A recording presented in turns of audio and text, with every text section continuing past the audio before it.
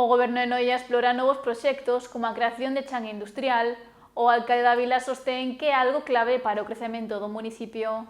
Traballar en prol da veciñanza, este é o principal obxectivo que persegue o novo executivo noiés, que ten nas súas liñas de traballo xa definidas. O rexedor da vila de Noia, Francisco Pérez, reitera que a primeira acción clave que están a desenvolver é estabilizar a xestión administrativa e económica do concello para asegurar os servizos básicos da poboación.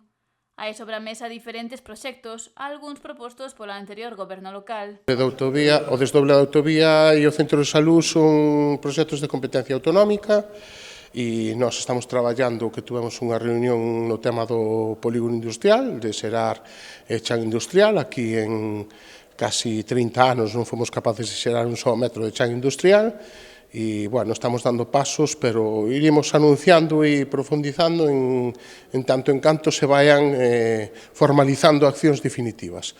Preferimos ser prudentes. Agora o executivo formado por PSOE, En Marea e Luís Alamancos, como non adscrito, están a traballar en novas iniciativas. Vamos a quitar as licitacións do POS, tamén dos PSTD de turismo, que quedan pendentes unhas licitacións.